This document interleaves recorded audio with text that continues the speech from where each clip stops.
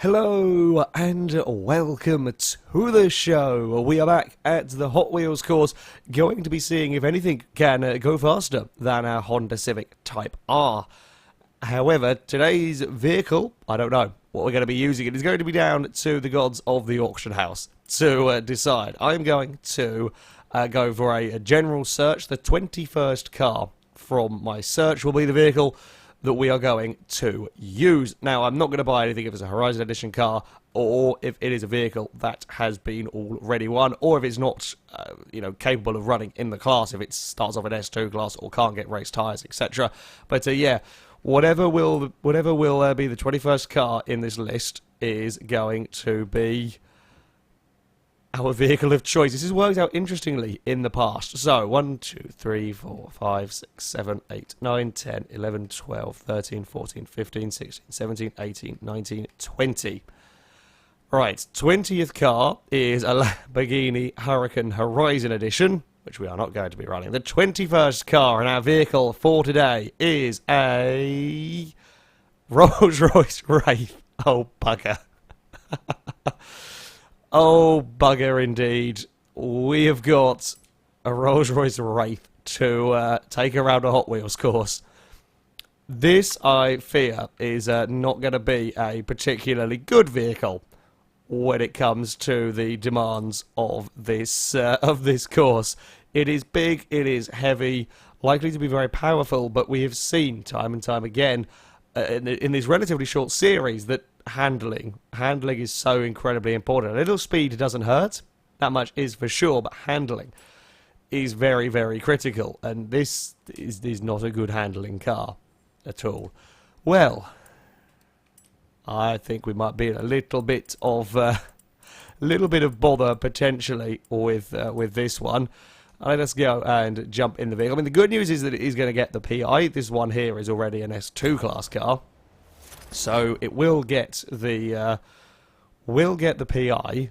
Or this is all-wheel drive. We'll be, of course, reverting everything back to. Oops, didn't want to press that. We'll be reverting everything back to standards. Yeah, okay, we will have to actually, of course, because it's a bought car, so it's going to jump back to standard anyway. We can't do any engine swaps. We're going to have to make do with a standard engine. I imagine a fair decent amount of power is going to be got out of said standard engine. We will be, of course, wanting some Forza Aero, as odd as it looks on a Rolls-Royce. We're going to be needing that. Tyre-wise, we're going to a myriad of tyres to choose from. Admittedly, 3 of them are race tyres. There is race tyres, there is Horizon race tyres, and then there is Hot Wheels race tyres, all of them identical. We will be using the Hot Wheels tyres on our vehicle. Tyre width should be pretty good on this, I would imagine. Yeah, 305s at the front are nice and big front tyres, 335s at the back.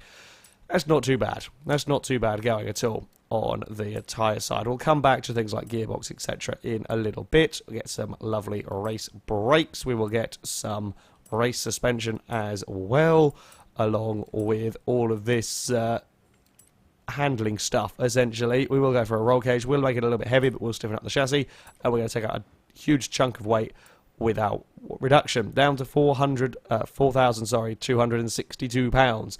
Slight concern that I'm having with this car already is that we're not going to get much power out of it.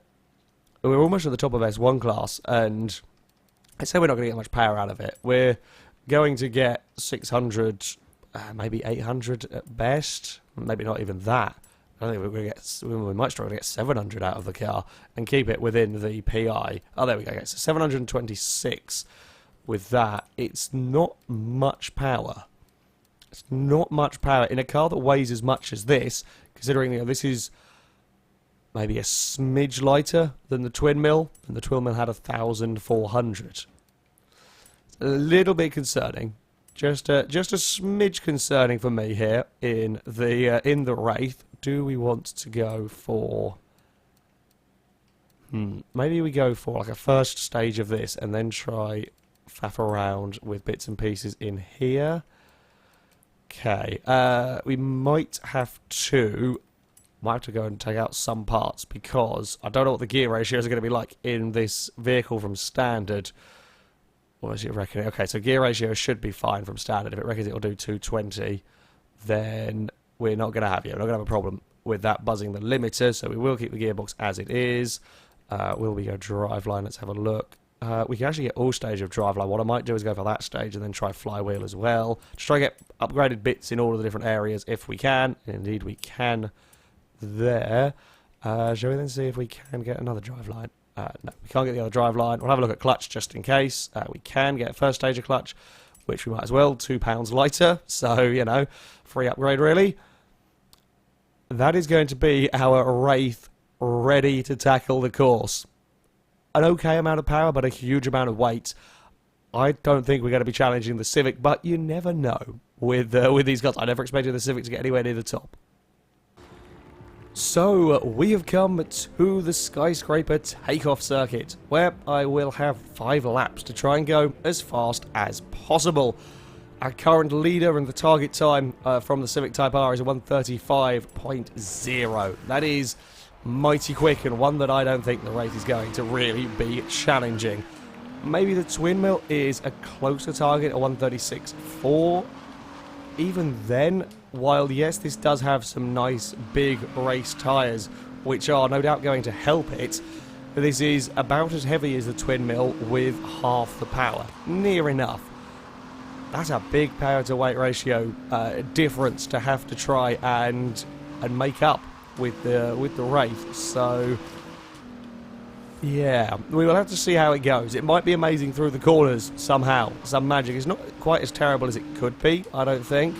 However, I don't think we're going to be able to make up enough time through the corners to really catch the Twin Mill. The likes of the 4C and the Civic could carry massive corner speed. They were lovely implanted, and this car is unlikely to be that. And then it doesn't have the power to compete with the acceleration potentially to compete with the Twin Mill.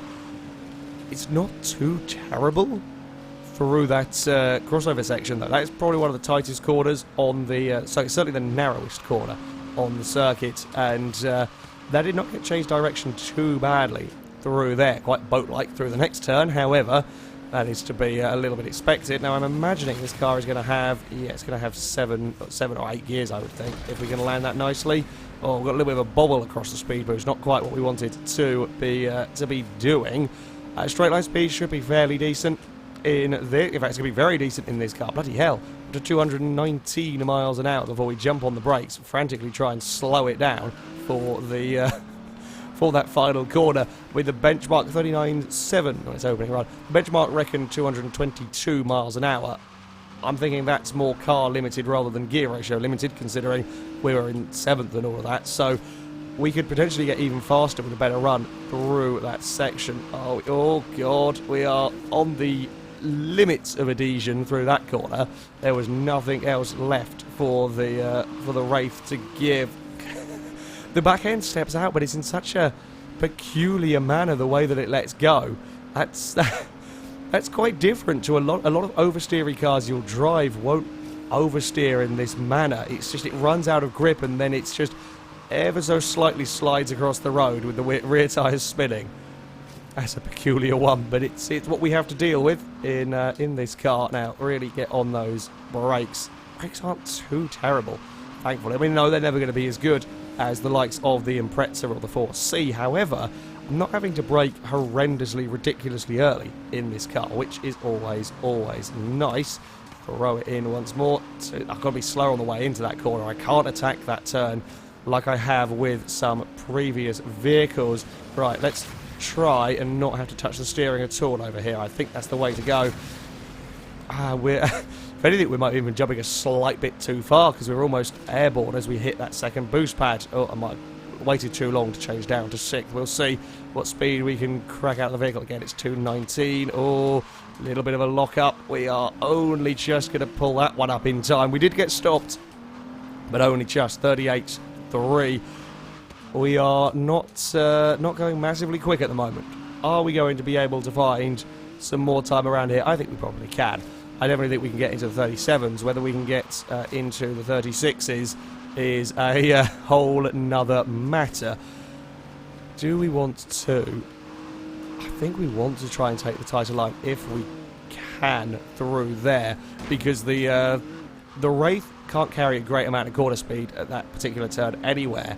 So we'll focus on being quick through this bit. I think that's the better way to go with the rolls. Unlike the Civic, that it could carry corner speed, but the understeer just took it out wide, where I do think that was the better option, to run wide through the split section.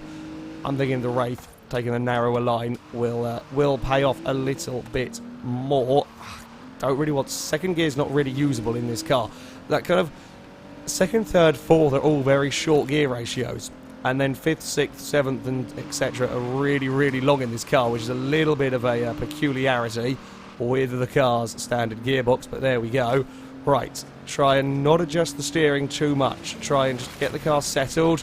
Get the car settled across the jump. Good, we're going to fly nice, flat, level. So there we go, 213 miles an hour on the acceleration there, off of the boost pad, down to a 6th. Try and get that power back up again as we round, goddamn, 225 on the exit there. Really going to have to work to slow that car down for the final turn, but it is going to be good. Oh, it's going to be fast as well.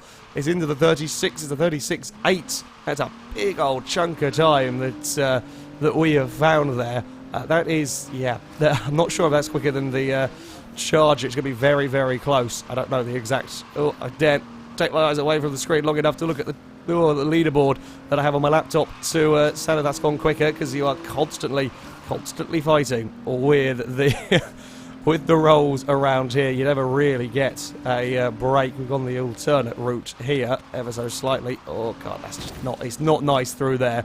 It's really not nice through through that particular corner.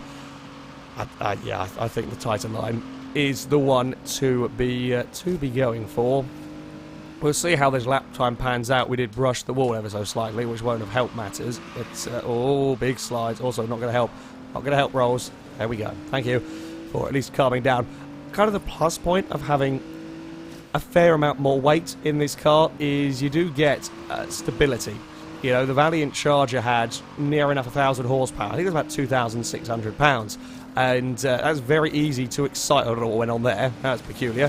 Very easy to excite the Charger, whereas the Rolls is a little bit tamer, a little bit more composed in terms of its power delivery. We're talking about here, and with big tyres as well. All of that helps to keep this car from actually not spending too much of its time going sideways. Again, 219 across the well, kind of a speed zone, if you like.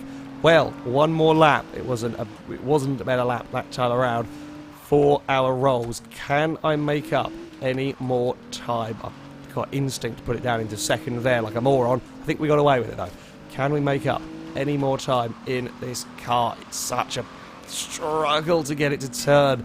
It can carry half decent speed there, but it's such a nightmare to get it to turn through the corner. I've got that. I actually got my line all terribly wrong through there, as we're going to brush the wall on the outside there. Trying to carry more speed, trying to find the time, and it was a little too fast on the way in, and I couldn't get the car across to make the turn. It's been a little bit scruffy on the exit. It's fifth gear. It's kind of third and fifth of the gears that I'm finding I want to use most of the time with this vehicle. Down into its third gear for the tight, twisty section. Fourth is kind of a nothing gear almost. It's really weird. It does like 100 to 120, and that's about it. I don't know. I'm not sure the gearbox is great on this. I mean, it's something that yeah, we're just kind of working with. At the end of the day, if we can find a gear that gives us the power that we want, then that's fine. Just got to try and remember all of it.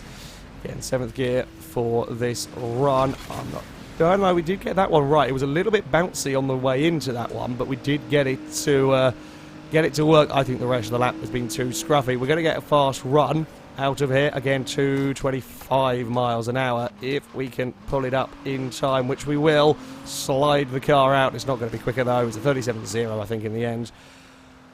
Oh, indeed, the Rolls-Royce was an interesting one.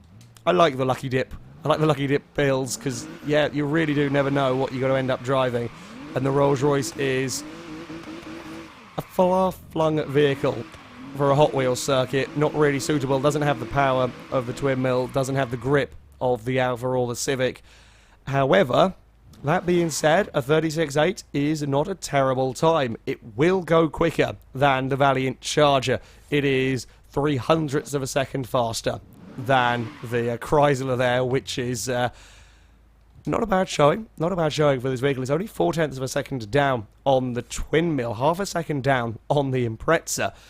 For a big old Rolls to have gone only half a second slower than the Impreza around here, that's not bad going, actually. I think that is a very worthy effort for the big Wraith. Not the easiest car to drive around here, no. However, it did better than perhaps expected. That, though, is going to be it for this video. Thank you very much for watching, and until next time, goodbye.